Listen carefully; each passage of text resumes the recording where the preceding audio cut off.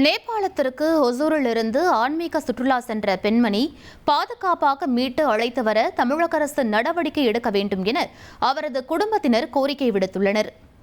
என் மாமியார் தான் இந்த யாத்திரைக்கு போயிருக்காங்க. எங்களுக்கு எந்த டீட்டெயில்ஸும் கிடைக்கல. பட் ஆனால் 57 மெம்பர்ஸ் ஸ்டக் ஆயிருக்காங்கன்னு மட்டும்தான் தெரிஞ்சிருக்கு.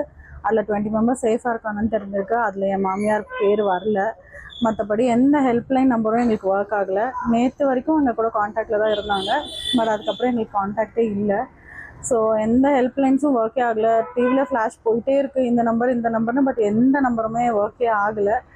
ஸோ ஐ ரியலி கவர்மெண்ட் ஏதாச்சும் ஒரு ஸ்டெப் எடுத்து அவங்க எப்படி இருக்காங்க, எங்கே இருக்காங்க, அட்லீஸ்ட் சேஃபாக இருக்காங்களா இல்லையா, பிகாஸ் நியூஸ் பார்த்து மட்டும்தான் எங்களால் தெரிஞ்சுக்க முடியுது. அந்த ஏஜென்சி கிட்ட கேட்டால் அவங்களும் சரியாக ரெஸ்பாண்ட் பண்ண மாட்டேங்கிறாங்க. ஸோ நிறைய நம்பர்ஸ் வருது, எந்த நம்பர்ஸ்லையுமே ஒரே ஒரு ரெஸ்பான்ஸ் கூட இல்லை. எங்களுக்கு நியூஸ் பார்த்து மட்டும்தான் தெரிஞ்சுக்க முடியும்.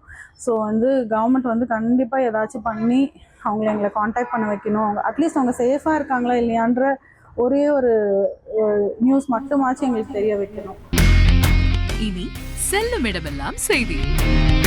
தந்தி டிவியின் வாட்ஸ்அப் சேனலை ஃபாலோ பண்ணினா செல்லருக்கும் இடமெல்லாம் செய்தி. இதோ QR கோட் இப்பவே ஸ்கேன் பண்ணுங்க, ஃபாலோ பண்ணுங்க.